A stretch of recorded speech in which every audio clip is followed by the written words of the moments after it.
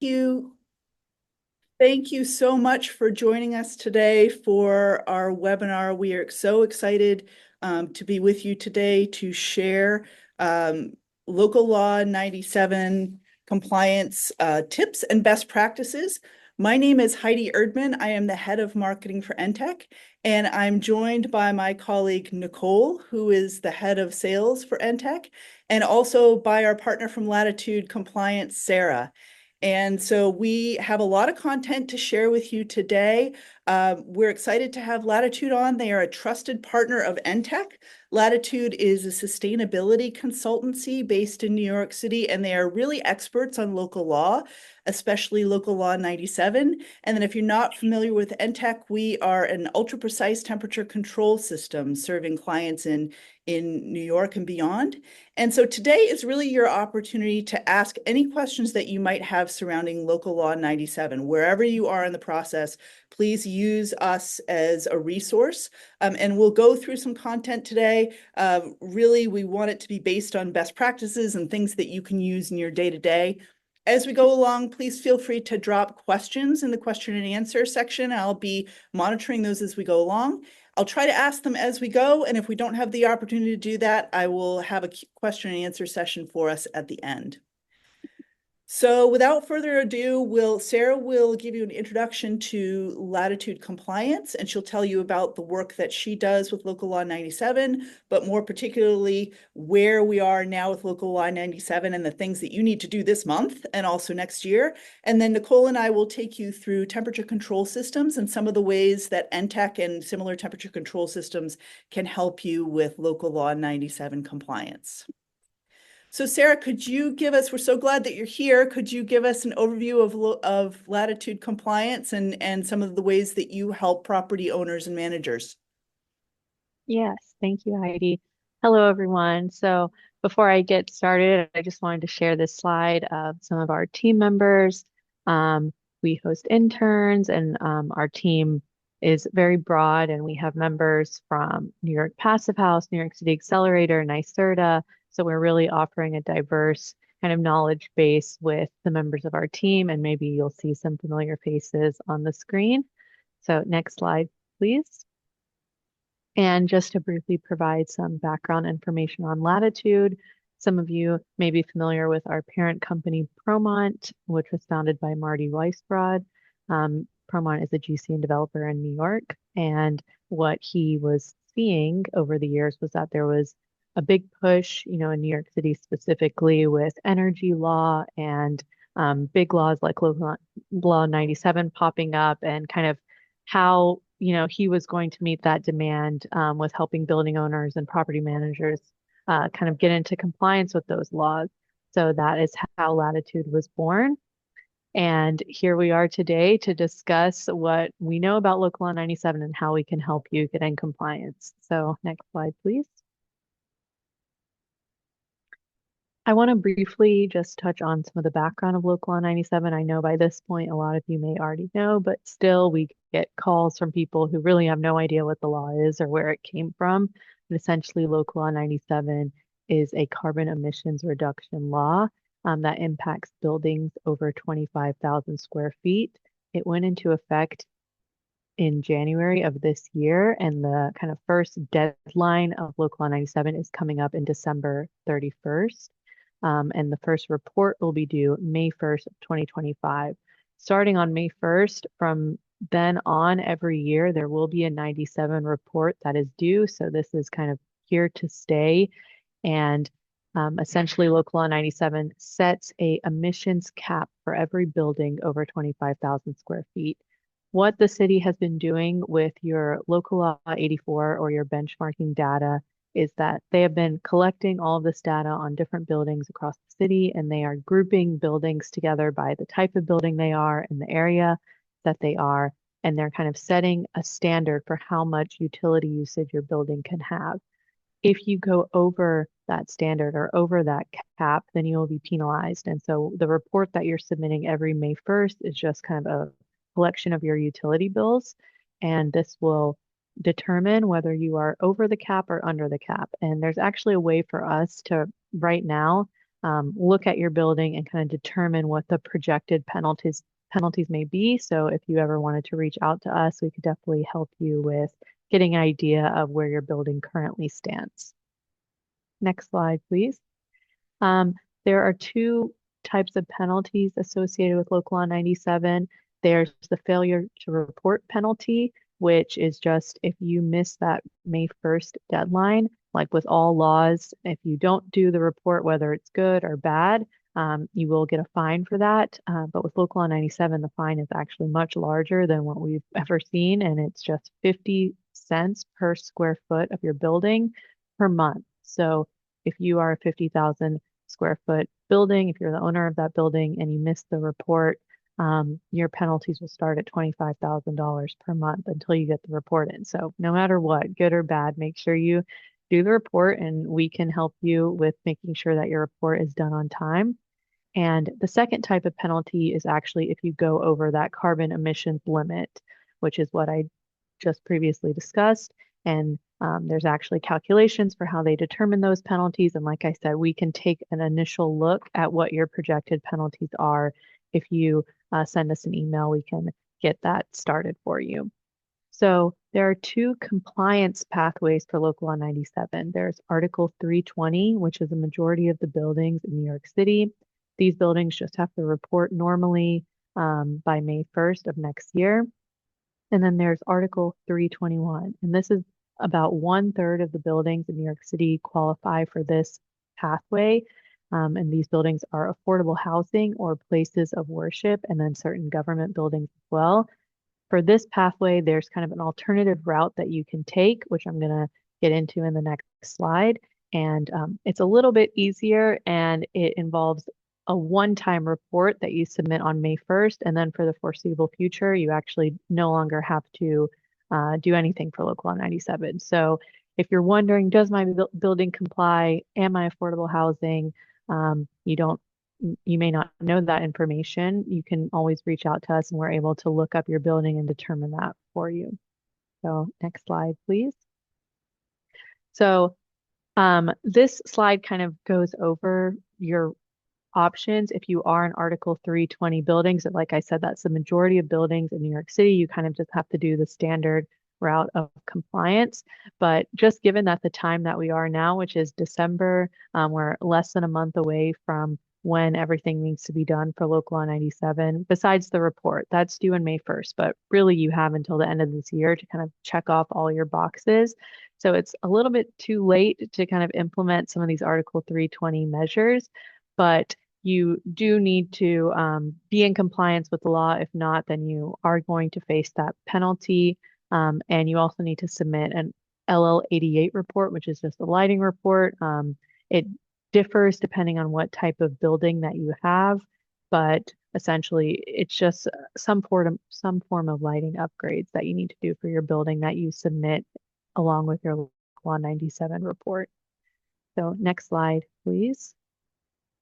For Article 321, like I mentioned, you kind of have different options for Local Law 97, and here is a list of the 13 prescriptive energy conservation measures that you can implement in your building in order to kind of take advantage of some of those options that you have. So you do have to check off all of these 13 measures listed here.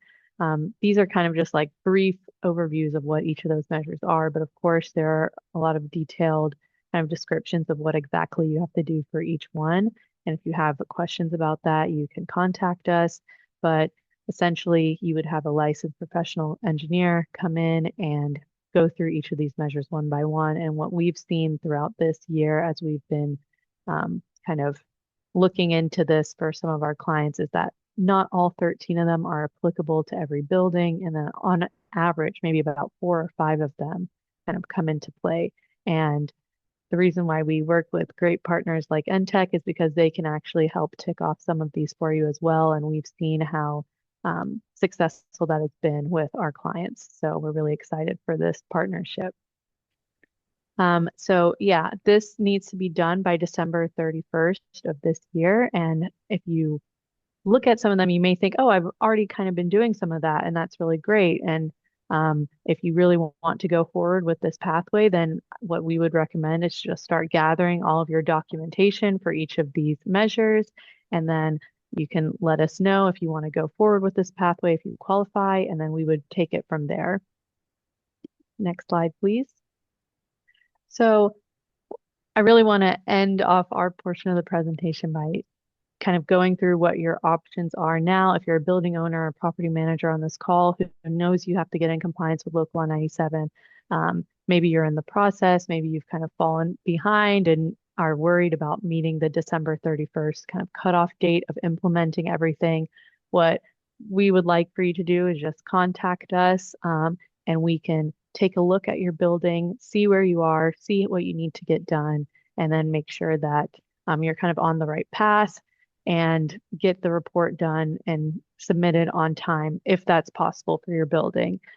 If we are, seeing that there's kind of bigger projects that are needed, then we will definitely connect you with the right vendor, the right subcontractor who can help you get in compliance. And then, of course, like I mentioned, Entech will be able to help with some of those prescriptive measures. And we've, in the last year, been sending some of our clients their way, and they have had really successful projects and are in compliance now. So we're, strongly recommending them to you all as well.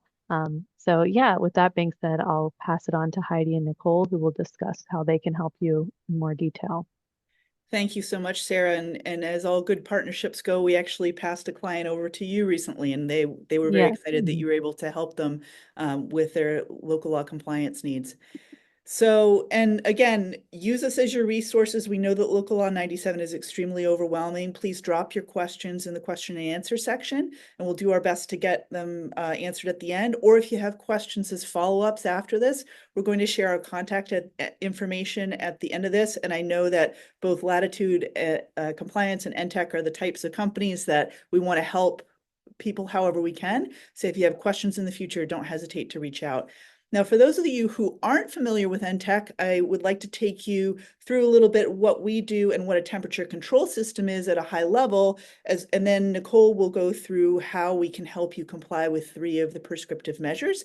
And if you're already an Entech client, don't fear when I go over the high level information. We've worked in some best practices that align with the 3 prescriptive measures that we help you solve, so that there'll be some best practices and some real life tips in here too as well for you, even if you are already a customer. So Entech has been in business for over 26 years. We are an ultra precise boiler control system and temperature control system. And we have over 8,000 clients in New York, New Jersey, and other states as well. And we're extremely client-centered. Our team really treats every single building as if it were our own, and we really care about your savings and efficiency. And we go above and beyond to provide you with the best solutions possible. And to that end, we're tech obsessed, I would say. We're really always innovating to put the best technology in our clients' fingertips to help them optimize their building's temperature performance and also lower fuel costs. And we're a system for everyone. We support the most basic boiler setups all the way to the most complex. We actually have the largest range of integrations on the market. So we support every type of boiler out there, as well as other systems as well that tie into your boiler, such as chillers, heat pumps, smart thermostats. So what makes up a boiler control system if you're not familiar? So at the root of it is the hardware. So we have a control panel that we custom install in every boiler room, and we install it with all of your systems in mind, all of your type of boiler, and then all the ancillary technologies that plug into that. We set up your control panel accordingly, as well as an extensive sensor network, and we place sensors inside the building and also outside the building. And those sensors are what gives us the data that feeds into our system to feed our AI algorithm so that we can optimize your temperature every step of the way. And you have control at your fingertips with Entech. So we have an app that our clients absolutely love with tons of data, easy to use settings that you can just toggle on and off. You can make switches easily on the app. And then we also give you a robust array of graphical reports so that you can see the data both today and then historical data over the course of time to help you make the best possible decisions for the temperature of your buildings. And then you can also download this data. Our clients love this. They actually take our reports to banks if they're going for financing, or also if they have a tenant complaint or another issue that they may have to go to court for, they take our reports to help them tell the story. And at Entech, we make monitoring optional. That's actually one of the things that sets us apart as a company. We know that some of our clients are very hands-on and they like to monitor their own buildings and get in there and fix things when needed. But then we also offer an excellent monitoring service called our Pro membership, where our team of experts monitor our clients' buildings day in and day out, and they make fine adjustments every step of the way to really optimize the temperature in the buildings. And then they also alert clients when something goes wrong. They really take action to help those problems get solved, whether it's a leak or a temperature in one apartment that's completely out of whack or an issue with the boiler. We help troubleshoot and solve those problems as well. And we do know that the clients who take our Pro membership end up saving more. On average, we save clients 24% in their fuel costs, but we can save them up to 40%. And then the clients who do take Pro save just a little bit more because we're watching their buildings. So I'm excited to be partnering with Nicole on this because she's been with the company for almost 15 years and she's talked with so many of you, and she knows all sorts of different types of boiler scenarios, both complicated setups as well as things that can go wrong. And so, Nicole, can you give our audience a sense of what might they be experiencing if they don't have a boiler control system versus what will they experience when they add one to their building? All right. Okay. Thank you, Heidi. So what happens before you have an Entech system in place? What does the building look like? So usually the way it looks is that the boiler is cycling, running all day. As long as it's hot outside, the boiler is going to run. So that means the gas usage is very high. The apartment temperatures are really, really high. What are the tenants? They're so hot, they just open their windows. And then that's basically they're cooling off their apartment by having the colder come in. So then as a landlord, you're running the boiler and you're spending all that money on the gas. And then it's like flying out straight out the window from the tenant's window. So you don't want to have that extra gas use in the building, and you want to lower it as much as possible. Usually when I'm looking at buildings and at all the utilities, gas is the highest of all the utilities. So putting in the boiler control really, really helps cut down the gas use and, of course, the carbon emissions. That's what we're talking about here. So what does that mean? After we install our system with all the sensor networks in place and everything, the hardware and the software kicks in, and then we can run the boiler at a much better temperature. The apartments are cooler, tenants are more comfortable. Obviously, you're saving, like Heidi mentioned, the average of 24% and up to 40%. And you're saving money and you're lowering your emissions. So, obviously I'm biased because I'm doing this for many years, but if you want to save money on your heat, then really installing a boiler control system is probably the easiest way how to do it because it works right away. It's very simple and you're saving money within the first few weeks. So installing the boiler control helps you with 3 of the 13 measures that Sarah had gone through earlier, and I'm going to go through each one and explain to you how it helps. So the first one is installing the heating system sensors. So we keep talking about sensors. What does this mean, right? So we can break it down really into 2 parts. There is a sensor network in the boiler room. So we're installing a complete network inside the boiler, getting the temperature there, the return line, the stack, the domestic hot water, plus many, many, many more, just to get the really, really good picture of what's going on. And that's customized based on what kind of heating system you have. So if it's a steam system, if it's hydronic, if it's a heat exchanger, if you have chillers, vacuum pumps, whatever it is, we customize this package so that we put in the right sensors to get the right readings and the right data. of course, is a sensor outside. So we see the temperature there. And then the big thing that Local Law 97 is making sure you have is the sensor network in the apartments. So the way it works is that you need to have the sensor in 25% of the buildings, and that takes in the readings of the actual units. So therefore, that is exactly the way the system saves you money, because you're looking at the indoor temperatures and you could say, I want the indoor temperature to be X. And then the boiler is only going to run when it reaches that setting. So if you didn't have any indoor sensors and the boiler is just constantly cycling, as long as it's cold outside, the indoor temperatures could be 80 degrees. You don't have to do that. You don't need to provide 80 degrees and have the tenants open the windows and all the stuff I was saying earlier, right? So if you have the sensors there, you can know the temperatures and put the settings in place so that it's running properly. Also, when we install the sensors, we want to make sure that we install them in the proper place. So 25% of the building will get covered. Usually we're going to install the sensors on the top floor that's furthest from the boiler, so that gets the heat last. You want to make sure the whole building gets warm before you're turning off the boiler. So if the apartments furthest from the boiler are warm, then you know the whole building is warm. Sometimes you can have that the heat first goes to the top floor and then it goes down to the bottom last. It's not so common, but if that's the case, then of course we would put the sensors on the bottom floor. If the building has many floors, more than just like your 6 or 7, we're going to put it throughout the building, not just on the top floor. You want to get some information on the middle. So there's really a lot that goes into deciding where to put it in.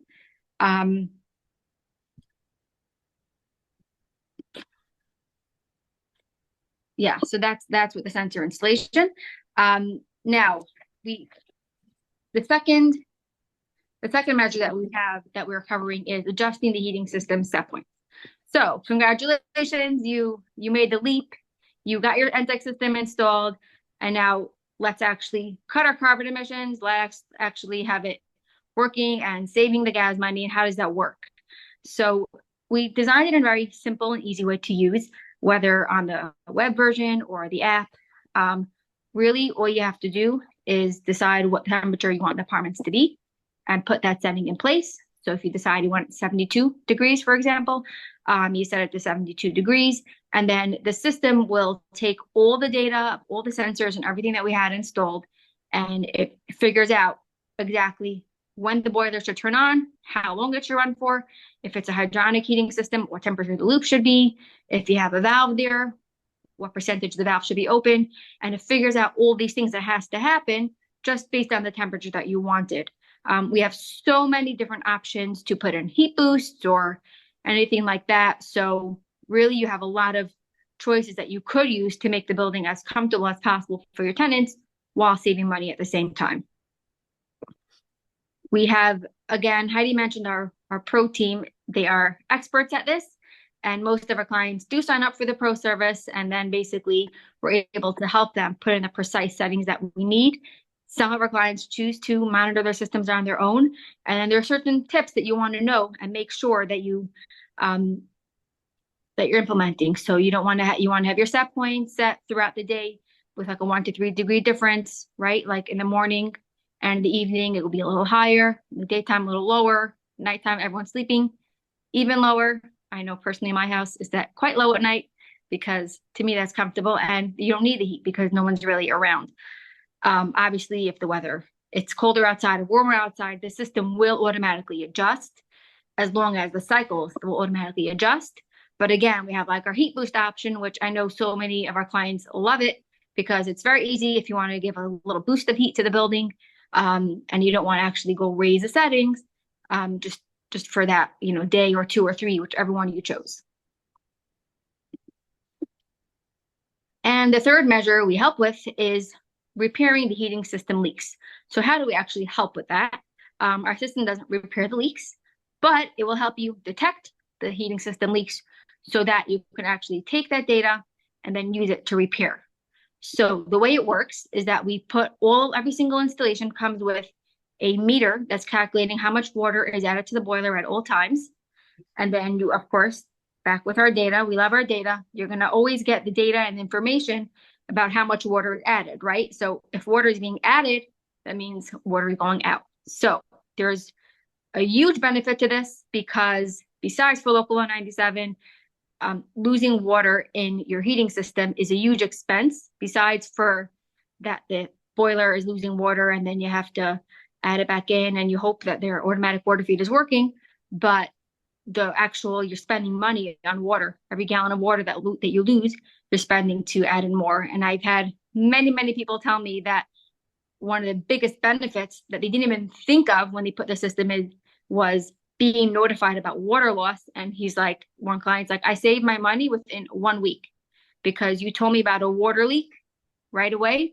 I was able to fix it right away. And even before I started saving on the gas, I already saved all my money on the water. So it's really a huge benefit. So we can show you the leaks. We'll send you an alert if there's a leak. We have tons of reports that show it, and helps you try to pinpoint, was it a leak in the boiler, a leak in the return line? Again, if you take Pro, we're really able to look at the data and help you analyze. So figure out where the leak is. We also have many partners that are good at finding the leaks. Return line leaks, I know, are the worst. They are so hard to find. Many times they're underground.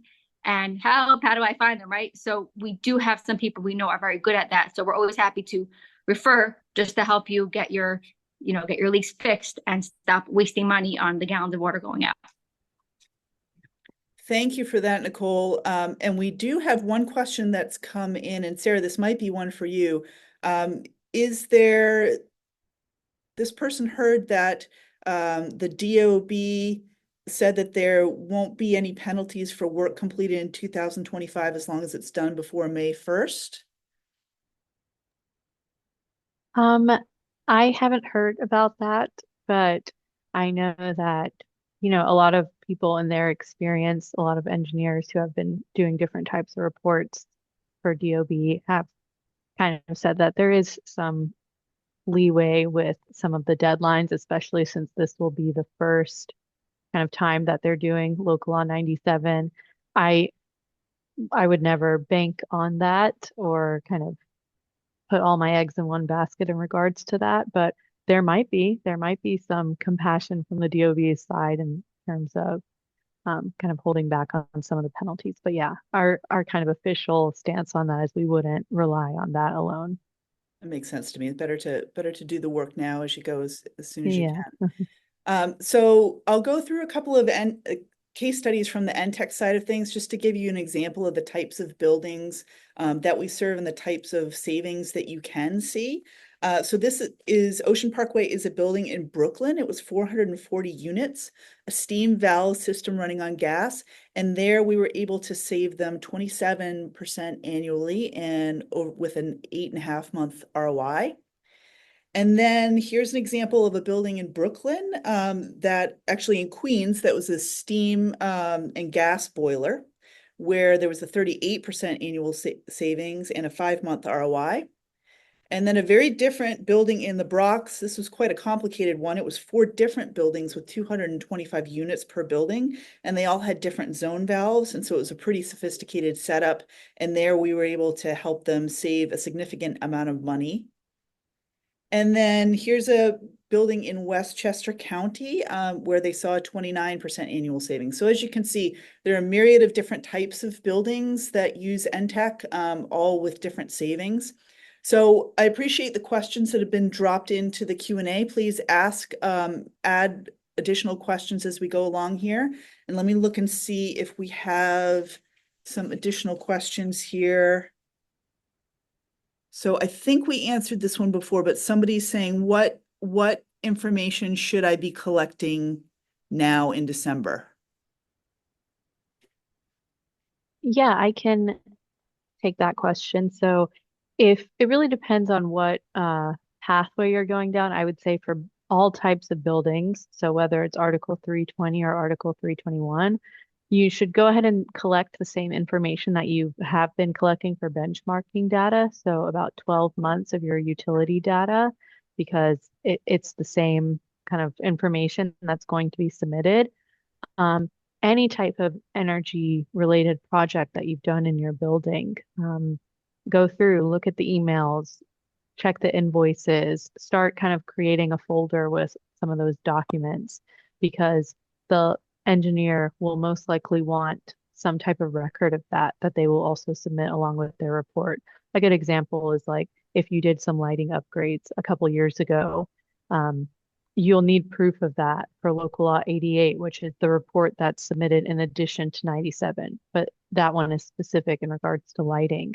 So just any type of invoice or record of a project that you've done, it's best to kind of collect some of that documentation because it'll save you time later on.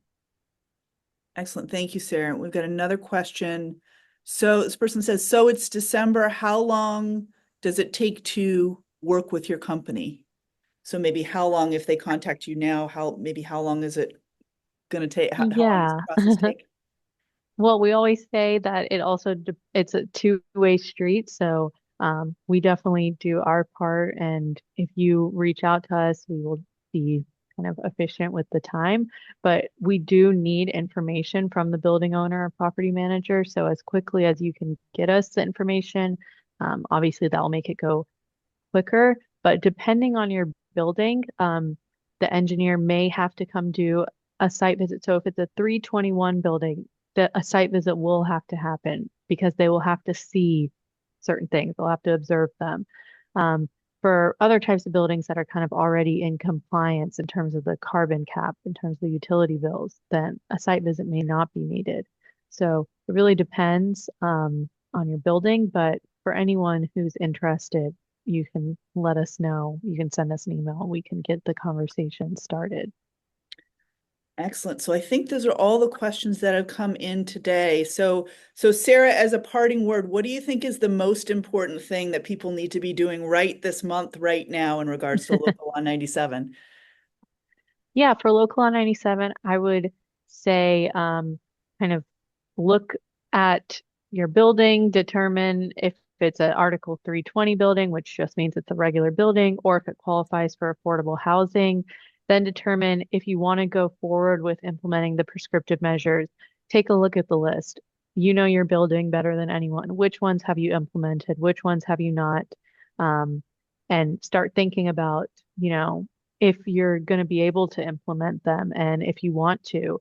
Of course, let us know and we can help you make some of those kind of big decisions when it comes to which pathway you're going to take. At the end of the day, you are going to need someone to do the reporting. It has to be reported by a licensed professional engineer. It's not like you can just do the reporting yourself. So regardless of what you do, shoot us an email and we can help you out. It's a really good point. And thank you. We really appreciate the partnership with Latitude, Sarah. So thank you to you and your team for everything that you do for our clients and for the building owners and property managers out there. And thank you, Nicole, for joining us and sharing your insights. And to our audience, please don't hesitate. If you have any questions about Local Law 97, here's our contact information. Email us directly. If we can't find the answer, we'll work to find a partner or someone who can. So thank you so much for joining us and best of luck as you continue to navigate Local Law 97. Keep us posted. Bye, Thanks, everyone. everyone. Thank you. Thank you.